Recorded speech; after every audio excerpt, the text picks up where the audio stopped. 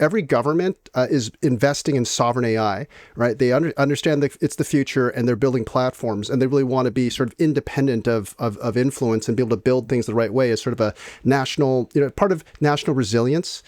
Is just to have your own sort of like, to control your supply chain, right? So how do I make sure I've got AI there?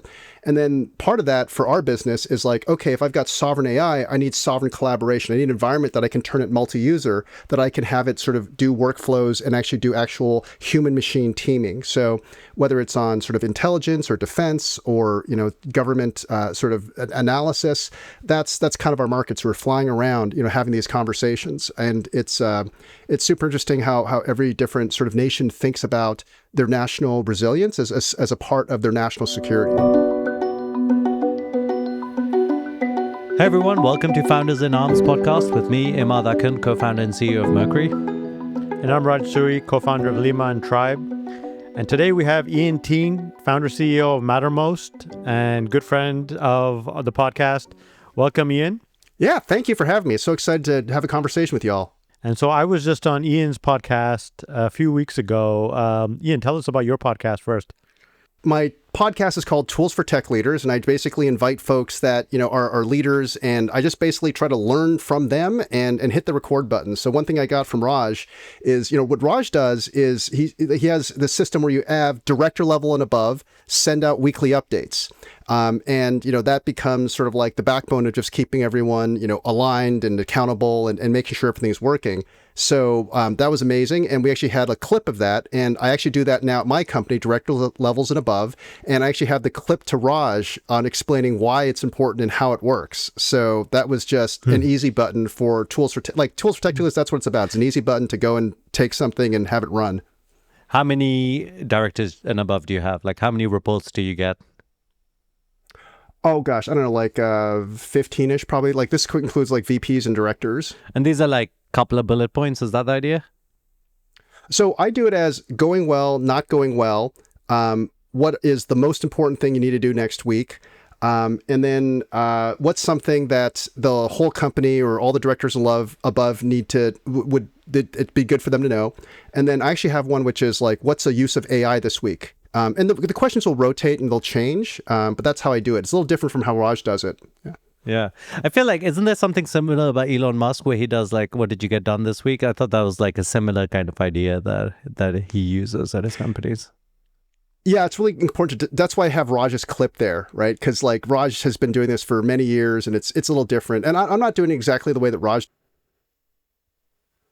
We had every leader very clearly write down like updated metrics from their department and like, highlights, lowlights, any kind of like important documents they would attach to the email. Basically, I mean, it's a way to actually like manage the company via written update and by weekly written update. The weekly cadence is very important. And the other interesting benefit of it is that it's a complete transparency to the whole leadership team over what's going on in every department. The two things I like about it is like, it creates this like transparency and it makes it like everyone knows what everyone's up to, even if it's not their department. And I think the other thing that seems cool about it is you share with your own team what you're doing, and like it allows these leaders to like have like a way of communicating like, this is what's most important and how I think about things. So that is cool. Ian, maybe tell us a little bit about Mattermost. And I guess we can go into more CEO learnings after that. But I looked at the website. It looks cool, but it's also like kind of hard to understand. So maybe talk a little bit about like, you're not the customer, Imad. Yeah, I know, I'm not the customer. So Mattermost has sort of evolved over the time. We started off as sort of like an open source Slack alternative, and then moved to sort of DevSecOps. And then what the market's really kind of reacting to that and saying, hey, this concept of sovereign collaboration is really important. So what's happening in the world is, geopolitical change that's happening really rapidly. And they're like, okay, what if I need to communicate without any external dependency? All I've got is like a computer and a network. So Mattermost is self-hosted, installs, whether it's on-prem or it's in a private cloud or an enclave that's air-gapped. But is the experience still like a Slack-like app experience? Is that the kind of end result, but it's like hosted differently? Yeah, we have 5 products right now, and one of them is that messaging collaboration. We also have a workflow platform. We have audio and visual. Then we've got a sort of like Kanban board product, and then we have like agents or multi-user, multi-backend agents. So it's sort of like a suite of which one is we're most known for that sort of like chat op style communication. So. Yeah, it's all, and it comes from an open source platform. It's kind of like GitLab. It's got the paid version and the open source version. It's kind of cool that you started with this open source Slack thing and you found this like market. Did the market just pull you towards it? Or is this like, what was your kind of discovery from like, hey, this is, because I think you started with a game company that built this open source messaging platform, right? Oh yeah, if you want to have the like, coming out of left field sort of like the journey, it's like we started at Y Combinator with an HTML5 like game platform, right? So that was in the early days when you're doing like, okay, multi-platform, and we built it and it was really good, but we found out no one wanted it. It's like all client-side JavaScript, right? They're not going to pay us for that. So like, okay, well, I guess we got some prototype games on it and the games were making money, so I guess we're a game studio. And we ran that game studio for a few years, and we started, because when you run this, it's like, if that game ever went down, because we were essentially self-funded, right? Like the company would lose revenue, like we would physically lose revenue. So we were actually using a different, not Slack, but another sort of like chat app to kind of coordinate everything. And it got bought by a big company. It started crashing and having bugs and errors. And like we tried to leave. And yeah, was it HipChat? Didn't want to say it. Yeah, we have friends at Hip. There's some Waterloo folks that were involved with that we really love. So we're not gonna that's fine, right? Yes, that's the product. Man, HipChat really squandered that prize. It was such a. I also used it. It was a great app. I had the same thing. I loved HipChat. I met the founders. And it started crashing and we had to switch. Yeah. So this is kind of funny that Slack also came from a game company. So is it this about game companies that like you really can't go down and you need to collaborate in real time that like leads to chat apps? is that the through way?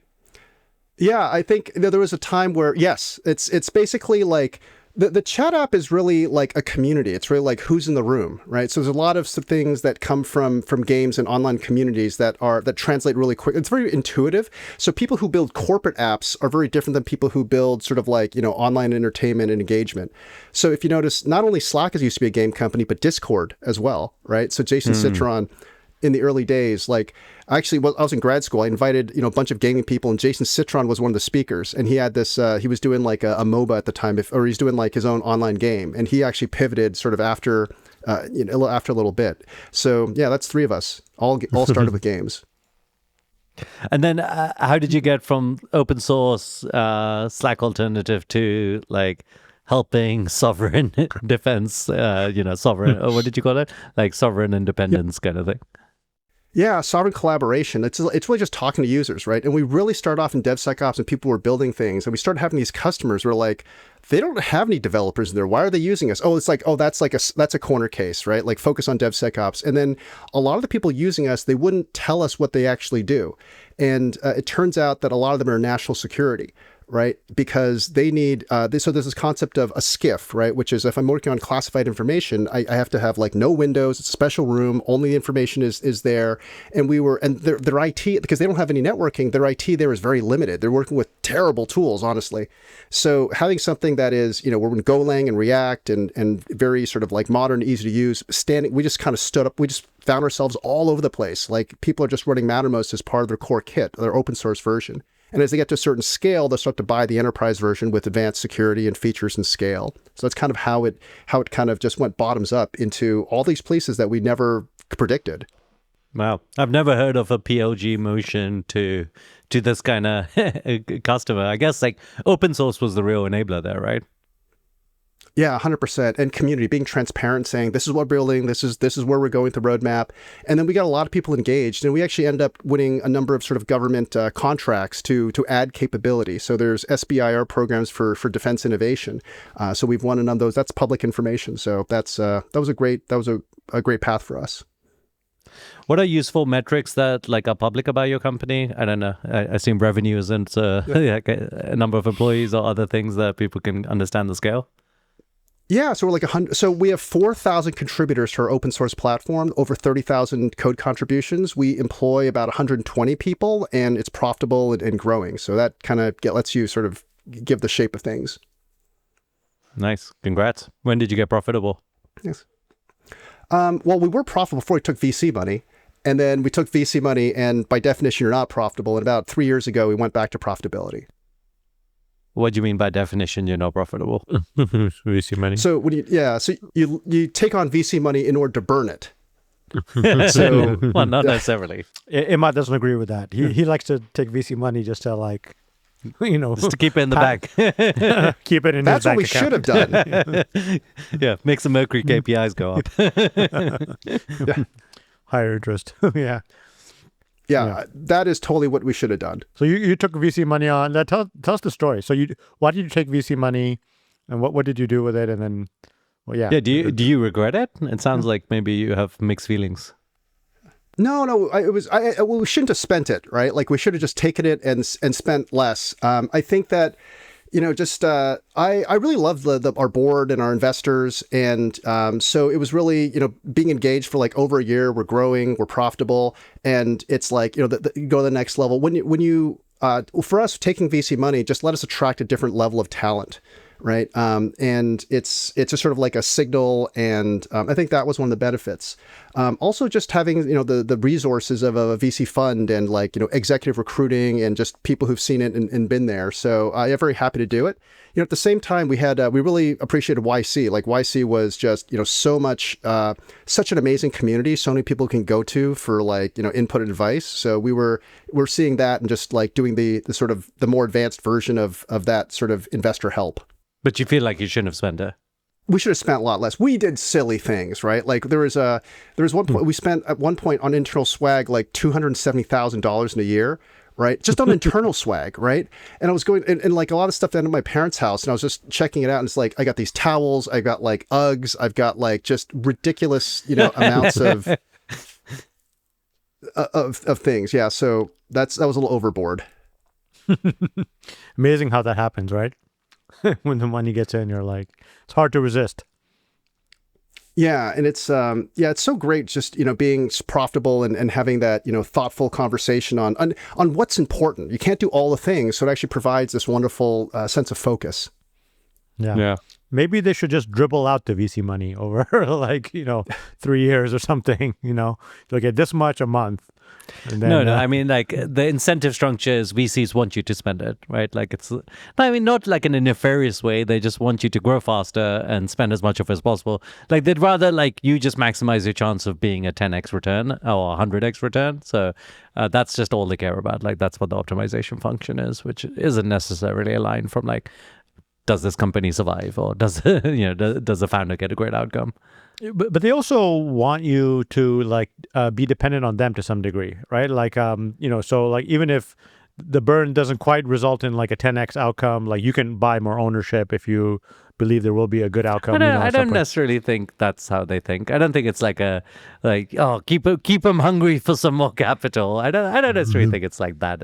I mean, there's like some incentive there. I think I really think most VCs are just like, hey, how does this become the biggest outcome possible? And that's just the only thing they care about. And to some extent, they think money can accelerate that. Did you really think money can't accelerate that, Ian? Like you don't feel like more money gives bigger outcome for your company? I think it totally can, but also we were not ready to deploy the capital because we didn't understand our customers and we didn't understand our business.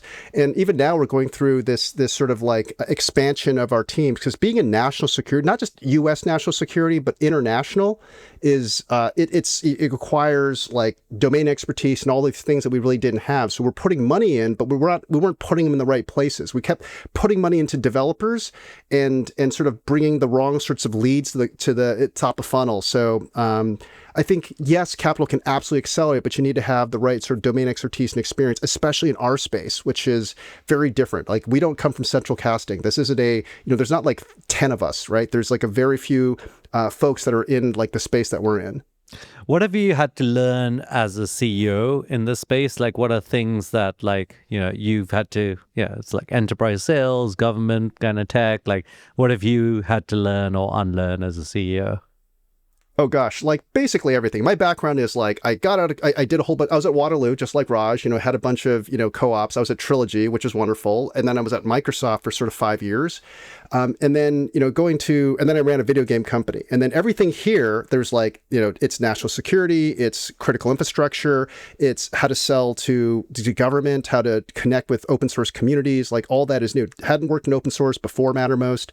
Yeah, and it's actually really wonderful to say like, okay, I'm rapidly building this understanding and skills. Like that's almost like addictive sometimes, just to have that that real growth and expansion. So I had to learn basically everything about the business. There was very little to take from my previous experiences. Can you give me some examples of things that were like unexpected or like these kind of big aha moments for you when you were kind of learning to sell into this space or thinking about these customers?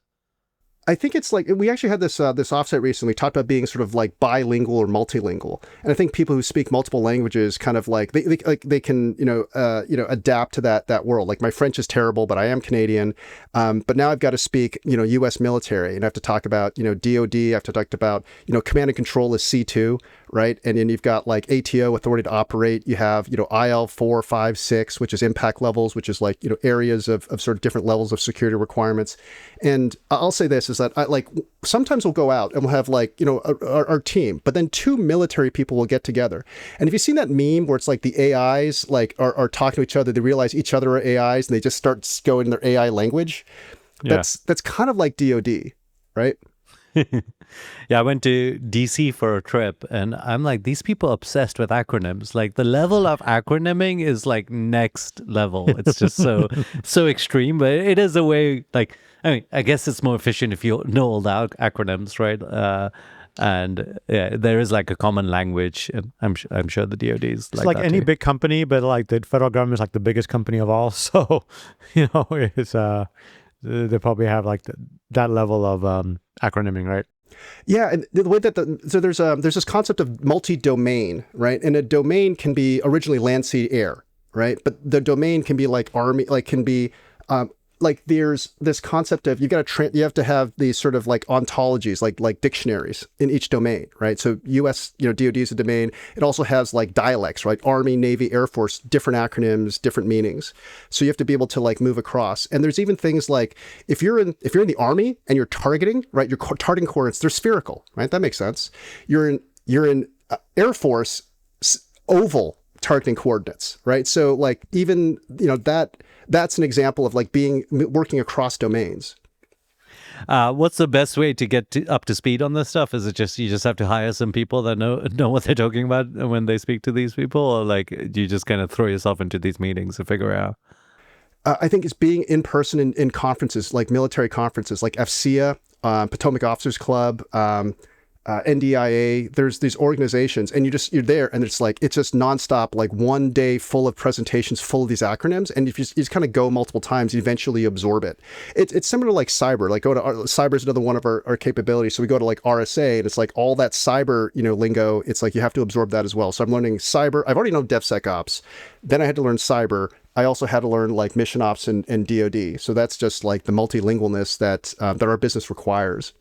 Yeah, that's funny. The same thing happened when I started Mercury, because I was like, I don't know anything about banking and fintech. So I started talking to people, and there's so many acronyms.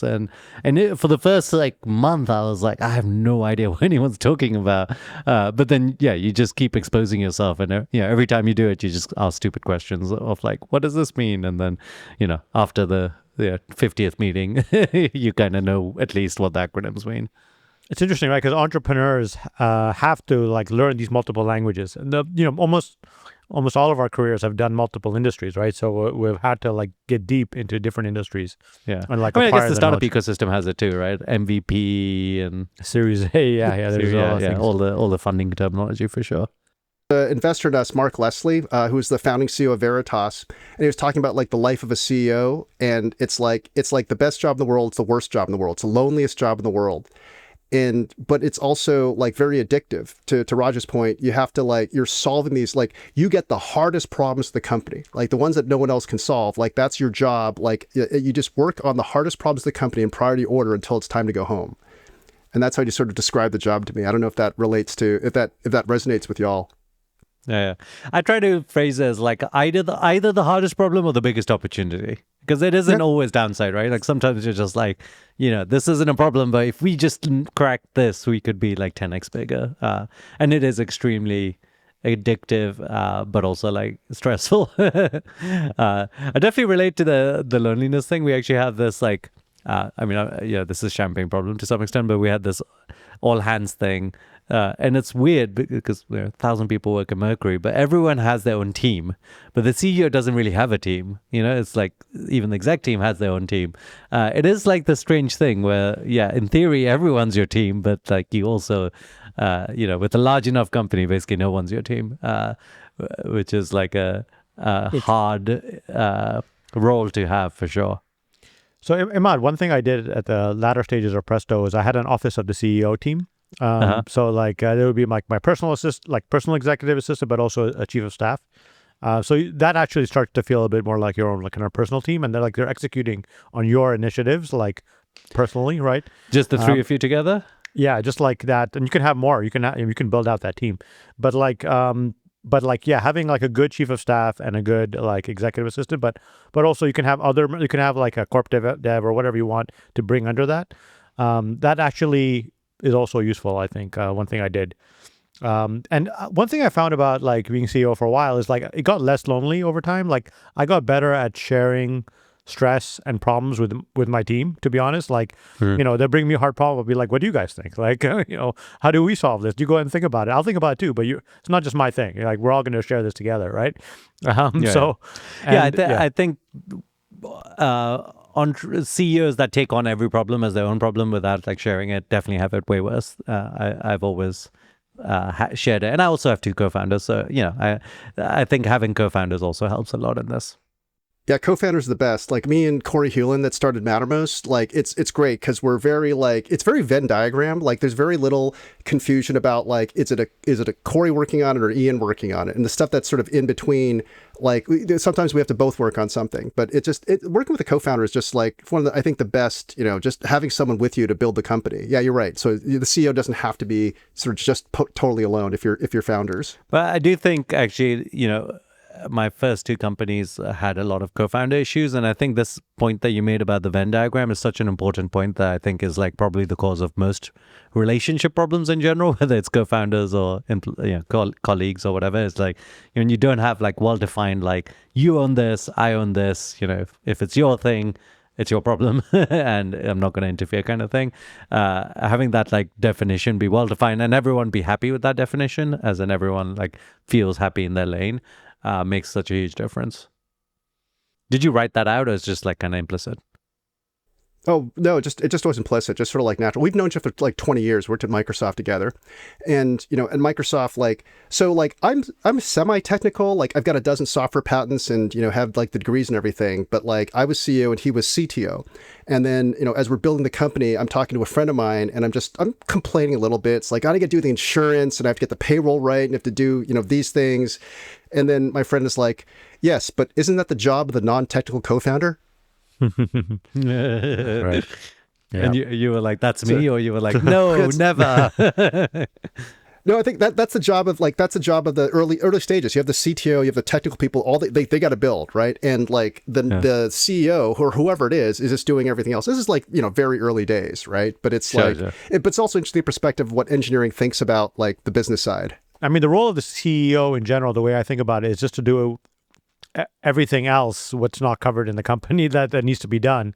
And like that, I think over time as CEO, you have to be good at so many different areas, or like decent at so many different areas. Like one thing I was surprised about, like how much I had to learn like legal stuff, just to like, operate a company for as long as I did and eventually go public. Like there's just so much legal stuff to learn. And we had like at some point 7 or 8 different outside lawyers, like outside law firms we were working with. And I know, Imad, Paul, you learned a ton about, regulatory stuff. And I think the tricky thing is the thing that you have to learn a lot changes every 6 months, right? Like there was definitely a time where, I had to understand legal stuff a lot, but now we have a great GC and I don't actually have to think that much about legal. I mean, obviously, like I need to know high level, but he needs to understand legal very well. But I think that is like probably the trickiest thing. Like you have to know about a bunch of things, have to sometimes go very deep in some things, but the thing that you're going very deep in changes every 6 months.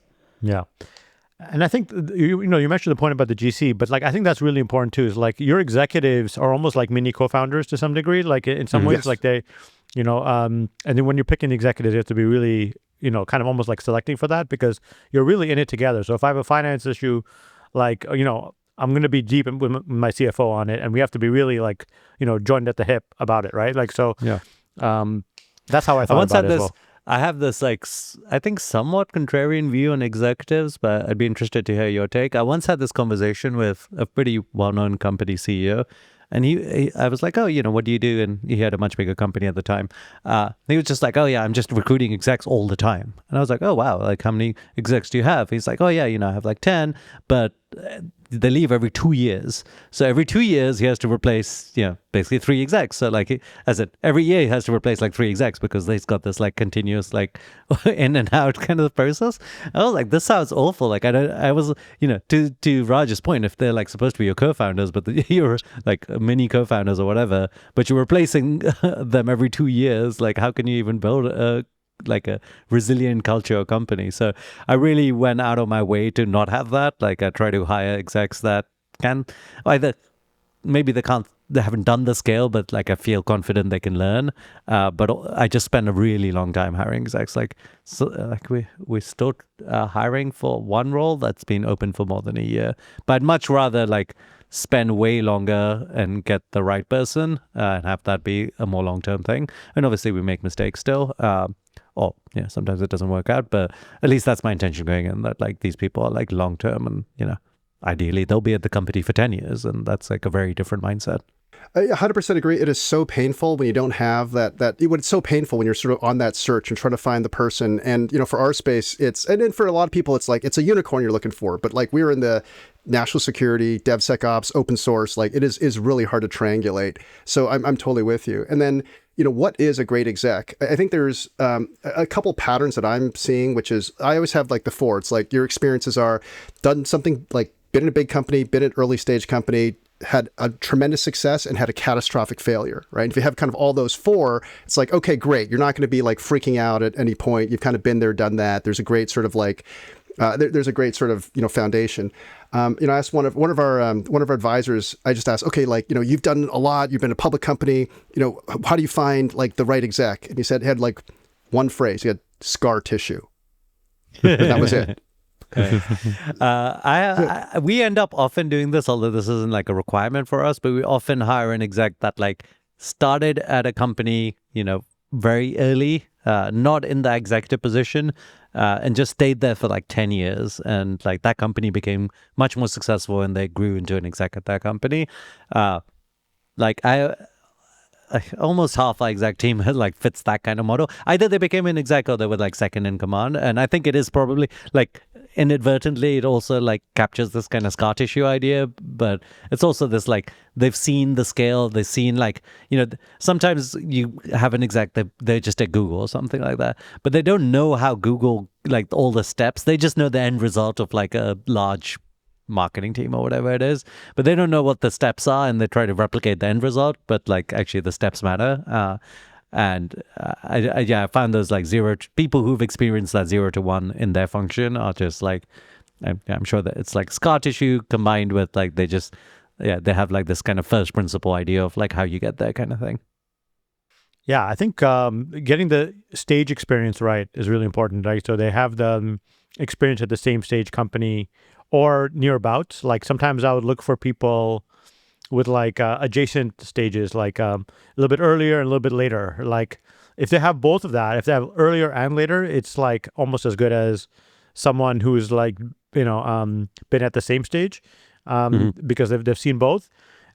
What's bad is if they only have one of them, right? If they only have early stage or if they only have late stage, like a Google, or if they're only been an early stage company, they often won't fit in like a mid-stage growth stage company.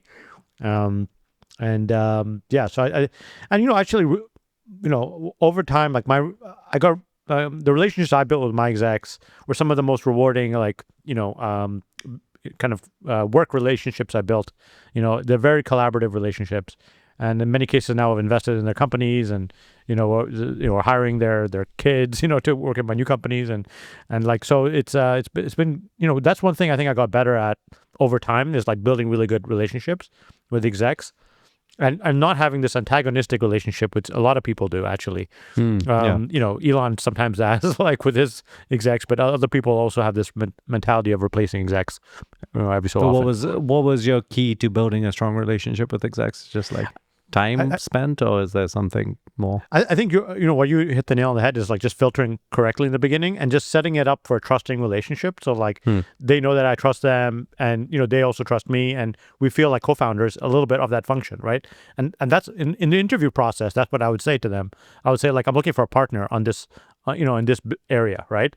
And and that's the way I treat it. I'm not here to like, bust your balls or something. Like I'm here to like make this work together, right? And setting up their relationship in that way where they feel like they can trust you, and you're not there to like kind of like throw them under the bus in front of the board or do something like that. Like they know that you got your back, that you've got their back. I think it was really important, and that's something I didn't have that in the early stages of my career. I would say I was in the mindset of like, you do this or you're gone. Like that was a very different mentality. Let's pivot a little bit and talk about Ian more. Ian, you mentioned there's, you've got this AI agents. Are you also thinking about the same way? Like these are still like open source, like edge deployed AI things? And yeah, tell me about like that product and how you're thinking about it. Yeah, absolutely. I think all around the world, like I'm traveling next 6 weeks, I'm traveling 5 of them, and I'm going all international, like around the world. And what's happening is every government is investing in sovereign AI, right? They understand that it's the future, and they're building platforms, and they really want to be sort of independent of influence and be able to build things the right way as sort of a national, part of national resilience. Is just to have your own sort of like, to control your supply chain, right? So how do I make sure I've got AI there? And then part of that for our business is like, okay, if I've got sovereign AI, I need sovereign collaboration. I need an environment that I can turn it multi-user, that I can have it sort of do workflows and actually do actual human-machine teaming. So whether it's on sort of intelligence or defense or, government sort of analysis, that's kind of our markets. We're flying around, having these conversations. And it's super interesting how every different sort of nation thinks about their national resilience as a part of their national security. And that's happening with sort of global supply chain right now. It's really been a little exacerbated, but it's amazing to see the transformation in the last less than a year, actually. So if you have a Chinese open source AI deployed at if you're not China in your country, is that sovereign? Like because it's open source? Like is there or do they want to actually have their own foundation models? It's I'll say it this way: is that like how do you pen test an AI model, right? So like the traditional ways to do security, like that we would on an application, are different. And one of the new ways to do it in governments is to actually do it like a human being, like a background check. Where were you trained? Who do you talk to? Like, where do you connect to? So I think that's the kind of scrutiny people have. So it's almost like if you take something that is foreign trained, it's almost like taking a human being, from that world. But you would say like, hey, actually, EU does want to have like a locally trained model, and like, most of the bigger kind of country blocks will want to have like a local sovereign model in some way. Yeah, there's a lot of variables. I can go into detail. Like there's going to be national models. So Minstrel, like in Europe and in France, right? Like that's everyone's got their champion. Cohere in Canada, right? Like US, you've got maybe Llama, Open. And like the governments are funding these things, because I thought they're mostly private, right? Or like is like France funding Minstrel? I actually don't know that, but like it's basically having closer relationships with those AI companies that are sort of building the future. So and it's still cross, right? It's still like Minstrel is used internationally, and we certainly see it outside of France and the EU. My impression is that China is kind of winning the open source AI models race. Is that what you see as well? Or is that not nuanced enough? Don't really know that much. We're really not because of our sort of we don't really do PRC stuff very much. Yeah, we're a little bit more sort of European and US and sort of like US allied countries. And they would never work with the Chinese open source model. Is that what you're saying? I think that US would not. I think U.S. maybe for experimental purposes, people like parts like that. And I think it really sort of depends on the different nations out there on what their policies are. But it's really just a matter of sort of, how do you think about the lineage of what are you bringing into your environment in terms of like your platforms? And I'll say at higher level, it's about supply chain, right? And every open source library, right, has a supply chain. And an open source model is just part of that supply chain. So how do you make sure you can secure, like, what are the governance what's the governance that you have around your supply chain, right? The proprietary and the open source components. So a model is no different, right? So you have to go and look to see, who's controlling it, what are the and what is their externality. So I'll just say this is that there are nation state adversaries to the US that, will target the open source supply chain, and they will target upstream libraries, right, that are a little bit more fragile, maybe overlooked, and then they'll inject vulnerabilities in there so it gets picked up over time and sort of like less detectable. So those are real sort of like challenges that you have in the world today. What has been like the biggest attack like that, where like an open source library has been targeted by a nation state actor? I don't know. That those are just sort of examples in the briefings that are out there. So I don't know if that's public. So that information is public. Open source libraries can get targeted, and that is an issue for both open source and closed source. I don't have specifics. I mean, the 2023 Microsoft Microsoft master key thing, that's pretty public and that's pretty open. Salt Typhoon in the US, if you're familiar with those, like those are all very like open. PRC basically was able to, through social engineering, intercept a master key from one of the major sort of cloud providers, and that became a big issue in a lot of defense and critical infrastructure organizations. So that's just an example of nation state actors, and you can just Google it, right? Salt Typhoon, and that was more recent on U.S. networks around sort of telecom and PRC actions. So these things are. These things are pretty well documented, but maybe they don't make mainstream just because they're a little bit more technical. Do you think these kind of major US foundation models should be run more like national security projects, right? Like, I feel like it's probably not that hard for nation state actors to have like access to what's going on in OpenAI, Anthropic, and things like that. Do you think it should change and there should be kind of closer security kind of supervision of this kind of stuff? I think it's really important to have.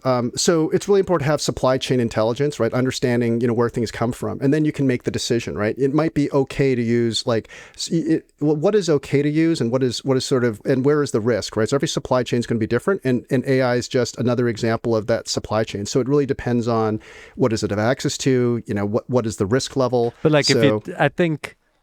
Who can work at like Lockheed Martin is very different from who can work at OpenAI, right? Like the rules around these things are pretty different. Like, I'm just saying, like, should those rules actually be like similar? They could be. It really depends on. So, like, I'll say this. One way, I'll just kind of go in sort of cybersecurity world, right? Like, how do you set your policy? And you can spend a ton on cyber, right? And what's the right level to spend on sort of defense? And it really depends on your adversary. Right. So think about adversarial risk management, right? What are the threats? Like, just like you do a red team or a pen test, right? How am I attacking your system? And then how do I set up the appropriate defenses? Because the other thing you don't want to do is, inhibit, like slow yourself down too much, right? So you've got regulations on AI. Different nations have different regulations on AI, right? And the more regulations, the slower things go. And what is the right sort of place to set that dial is a question every sort of nation or national security organization needs to set. So it's so there's going to be absolutely places where you want sovereign models, right? Where 100% it's safe, but they're potentially not as performant as the ones that are more broad-based in general. So you have to make a sort of like, as always, performance versus cost and risk trade-off. You were working on this way before defense tech got hot, right? Like defense tech is like a big thing now. And but you were probably one of the pioneers. Do you get asked for advice by new startups a lot on this, working with DC and doing, this type of area? Oh yeah, there's lots of YC startups that are doing defense tech, and I'm happy to spend time with them and walk through. Like, they're all kind of like on that journey, and some of them a little further than others. But like defense there's like two places that are growing in budget in 2025. One is AI and one is defense, right? NATO is going from 2% to 5% of GDP, right? That is enormous amount of investment. And, people are looking for sovereignty. People are looking for, so both sovereignty as well as, what's that future of AI? So yeah, and I was funny. I was actually talking to a bunch of like Stanford MBAs who were like ex-military, like veterans, and they're talking about like, oh yeah, but isn't that thing where whatever the MBAs pile into, that's the next sort of like crash, right? So is it like crypto or like social mobile? But I think there's going to be a level of defense spending that's just what going to are be the MBAs piling into? Are they piling into Defense tech? Oh no! Sell now, Ian. Well, I mean, right now, Palantir is a Rule 94 company. They're like 48% year-over-year growth, 46% margin, right? And people are like, what does that look like as a business? So, and there's a lot of YC folks that are ex-Palantir, right? So, and there's also this other thing of just sort of like the calling, right? Which is, there's, if you look at the history of the world and conflict and people wanting to serve, like defense tech is also very sort of mission oriented. Like you're helping these people who are like absolutely dedicated to the mission. And, even though you're, maybe not the kind of person who would be able to help like on the very front lines, you can actually sort of do your part for national security and resilience. So I think that calling defense tech, you talk about double bottom line or triple bottom line. Is Palantir a competitor to you? Sorry, I think like everyone, I am confused about exactly what Palantir does, but it feels like they sound a little similar to some of the things you do. They're basically solving, they have one product that does secure collaboration inside the Palantir model. So like in some ways, like a little bit, but mostly they're about really data and solving like really hard problems. We're really about sovereign collaboration, as a platform. So I don't really see a ton of overlap, but would love to hear what, I don't know everything that Palantir does. So apart from learning these acronyms, what else do you advise defense tech startups? Like what are things that you think like, a software mobile gaming entrepreneur doesn't know about defense tech that like they need to like get in their head quickly? Yeah, just like get out of the building, right? Get out of your building. You got to go meet your customers in person. You have to hear their problems. I think there's so much like theoretical things, but go into conferences, go into FCA, NDIA, Potomac Officer Club, and they're not super expensive conferences to go into, right? And they're hungry. They're hungry for innovation. They're hungry for startups. They're kind of locked into that, time and materials world, and like the innovation that can come out of like the Silicon Valleys and the sort of just like the startup world is like it's really powerful if you can get those like pieces to work. There used to be a vibe in Silicon Valley that like defense tech is too hard because it will take 2-3 years just to like make your first sale. Like, is that not true? That's just like really slow? Has that changed recently, or is that still the case and people are just like making it work? It's like when it works, it really works, right? And it can be a slog if you're sort of outside versus inside. So I'd say enterprise sales is not that different, right? If you don't know how to do enterprise sales, it's going to take forever, right? Like, MSAs and contracts and and compliance. So I think it's the same, but I think that the difference is it's just further apart, right? Like the Venn diagram is sort of people that understand defense and understand good technology is just a little further apart than enterprise and startups. But it's very doable. Sounds like selling to restaurant chains. It sounds like they were pretty far apart there too, but probably not the same compliance issues. One thing about Palantir, I had a funny story about them, or an interesting story. At Presto time when we went public, we were going through this SPAC motion, right? And like Palantir had this business where they were investing in de-SPAC companies. Like they were actually like putting dollars to work, and they were like providing their product in kind, so that these SPAC companies can like recognize their in-kind product donation as like an investment on their pipe, which would help them. Their pipe is like the amount you have to raise before you go public. So it actually increased the stock value of the company. And as part of that, they were looking at our company and they made us an offer. I was looking at their product, and my investor would be like, "You should take this deal. It's going to help the stock. Palantir is going to do this thing." I'm like, I looked at their product, and their product was terrible, and I was like, "There's no way we can use this product. It's just like a big database. That had no value to us, but I don't think would have any value to anyone in Silicon Valley. It was." It was a very overly. That's a harsh review.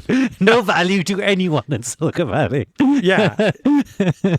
How many $1 million was this in-kind database? It was 10 to 15 million or something. 10 to 15 million. Yeah, Wow. there was some cash involved too, and then there was in kind.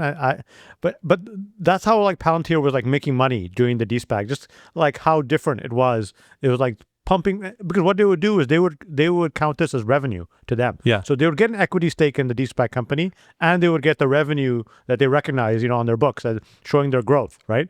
So the whole thing was so shady. I was like, this company is stupid. Like that was my conclusion coming out of this. Well, presumably I guess the non-nefarious argument might be they were trying to like basically pre-sell your product, and like once you're using it properly, like you'll basically never get off them, and eventually they'll actually get like real revenue, right? Yeah, I think, look, they probably custom built the product for government, which had no value to startups, and they were forcing it down people's throats, like trying to, get some case studies of Silicon Valley companies using their product. My guess was that, right? But anyways, it's very different from that. Kudos to them. I mean, they're like the hottest company around right now. Yeah. But you think this exact product that you thought was like really lame and useless is useful to government situations? I wouldn't know, actually. That's how I was hoping you would tell me. Like, I don't know what government buys, but like, it's not something I would buy. But the government has like different needs. Was there a lot of things like this where like Wall Street was playing these kind of weird totally bad games? Totally. It's all of this. I do worry a little bit about that with AI. Like AI is this like weird circular game where like Nvidia sells chips to the cloud people. People are selling the chips as AI to like startups. Startups are selling it, and then someone said this. I don't think it's necessarily true, but like if enough of those people are making like negative margins, then it actually like kind of compounds. Right, where like everyone's like the amount of money in the system is growing, but like no one's making profit all throughout it. But I mean, I think Nvidia is not making negative margins, but maybe some of the other kind of players are. Yeah, I mean, in these this is 2021, so like this is a crazy time. Yeah, so just on terms of like, how does that government, so there's inefficiencies in the world, right? And then there's people that and there's opportunities to sort of exploit those inefficiencies, right? One is government contracting. It's not a secret, right? Time and materials, butts and seats, because of, how the compliance rules work, like butts and seats on a fixed margin is like how you can unlock lots and lots of revenue. But is the stuff they're actually building going to be helpful, or is it just full of security holes and making the infrastructure in more brittle around the world? That's the government contracting. And then on the other side, you have something called commercial off the shelf or COTS technology, right? Think of like a Jira or a GitLab or a Mattermost, where you kind of like, okay, that's secure, the product team behind it. I can use this for multiple purposes, commercial off the shelf, and integrate into that environment. So that's the second piece of the world. Then you have, there's, C3 AI, Palantir to a certain extent. They're basically solving really hard problems that are kind of being built on a custom platform. So it's sort of like services and foundation, and it solves these really hard problems, and they become sort of like institutions. So it's better than butts and seats without an architecture and these incentives to really burn as many dollars as possible, right? So that you can get the next chunk of dollars.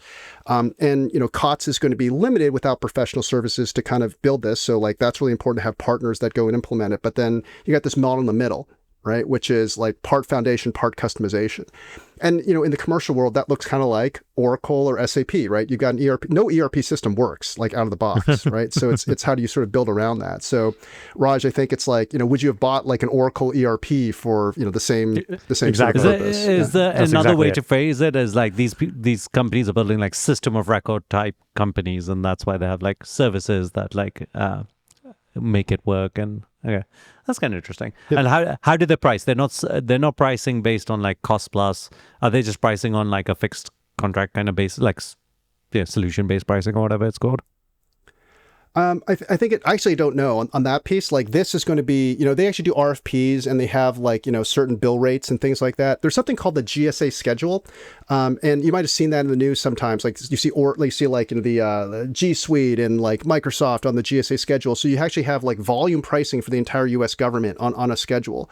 So, people who lock into that, then you're like, that's something pretty standard. But then people they might not buy off the GSA schedule, but they'll benchmark towards it in terms of like costing. And that's everything from services. Yeah. Is the GSA schedule like more expensive or cheaper than like what you get commercially? Like, is G You Suite actually- suddenly like yeah. marked up by like 50% because it's on the GSA, like when the government's buying it? There's it's basically trying to get the best volume discount for the government. So there's different type flavors of GSA, but one has a most favored nations clause, which you can't sell below the GSA to, you can't sort of have the GSA price be higher than, selling it to another organization under certain like limits and, like for like. So it does try to put, and think about like, there's a lot of people that want to overcharge the government. So they have a lot of controls and mechanisms to keep that under control.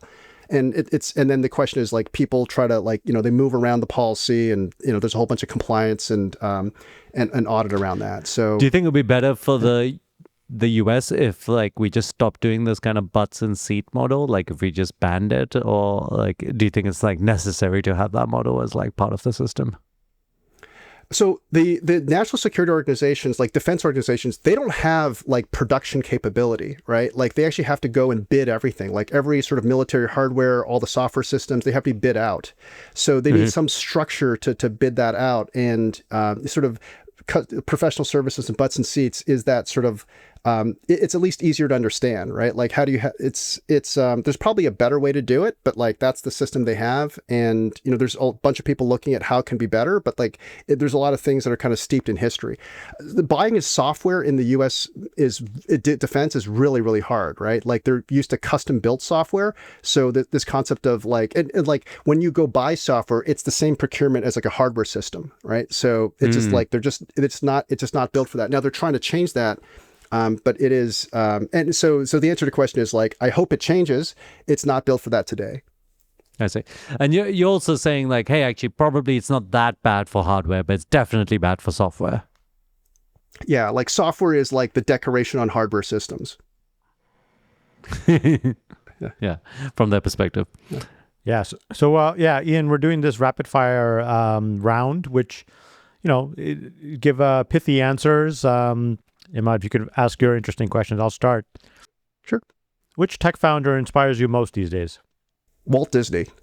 And it sounds weird that he's a tech founder, but like a lot of the stuff in 1932 that he did around rotoscope and animation is like pure tech. So Walt Disney. Weird answer. I love it. Yeah. Do you have a favorite book for Walt Disney? Like that you're like, this book is the best? Yeah, it's called Walt Disney, Triumph of the American Imagination. Yeah, I think I've read that. What's a founder myth you think people need to stop believing? That everyone needs to be like 18 years old and a college dropout. I think the success rate is usually probably more in the 30s and sometimes in 40s when you take the stats. What's one cultural trait at Mattermost you'd protect at all costs? I think self-awareness, it's one of our core values. So saying I'm good at these 18 things, I'm not good at those 3, that lightness that you create when people are just comfortable in their own skins. What's been the biggest personal cost of building Mattermost? Time away from my kids. So I had a birthday card once, which was from my, I don't know, she was like 7 and her birthday wish is like dad to spend more time with me. Oh, did you change your did you change how much time you spend with her after that? Yeah, so what I do is I have daddy-daughter days. This is a trick I learned from a professor. So if you take both the kids out together, right, or you have a family thing, it's a little bit like less engaging. But taking one daughter out and saying this is the daddy-daughter day and doing really special things, it's very high leverage. On like a weekend day or a weekday? It's like whatever. It's a one day. So like, shopping or like to like, some ice cream, like food, like whatever, movies, just having one kid and having that time alone is just being able to focus completely on one person. It's something they'll remember versus like you go out, in a group. Yeah. So daddy-daughter day. It's great. Me and my wife have talked about this, having like dates with our kids, right? Like basically like, one-on-one time. It's something I never had growing up, but like it makes so much sense because we do it in a business setting all the time. And of course, it's important for bonding. But I like the idea, but I feel like weekends are so precious, and I have 3 kids and a wife, and I already don't spend time with any of them enough. So it feels difficult to just pick one of them to spend time with. But I think once a month or something might be good, like something like that. Yeah. I'll tell you some way to cheat on that, which is like when I just take tons of pictures of my kids with whatever, like I just take tons and tons of pictures and we have them up on our Apple TVs and things. So that's another hack to like, remember these moments. You get a lot more mileage if there's photographic evidence. Yeah. You're like, look, we went on a daddy-daughter day 5 months ago. There's the pictures. Yeah, it feels like yesterday. One thing we've done is we've bought these like digital photo frames, and we put them around the house. And they're pretty high quality frames, and like they make it really easy to put photos up. So you can easily see photos like wherever you are in the house. So that's another thing. Actually, I have a Google Home, one of those display things, and I use Google Photos, so it just syncs up automatically. It's actually like a pretty fun thing to see them around, and it's automatic, which is nice. Ian, this was awesome. Thanks for coming on and following this meandering kind of conversation. I feel like because we started with your podcast idea, I feel like we ended up spending extra time on like these kind of founder lessons for that. I'm sure that'll be fun for the audience. Excellent, so much fun. Thank you guys for having me. Thanks everyone for listening. Please leave us a review on whatever channel you're listening on. Makes a big difference to the algorithm and to the success of the show. And see you all next week.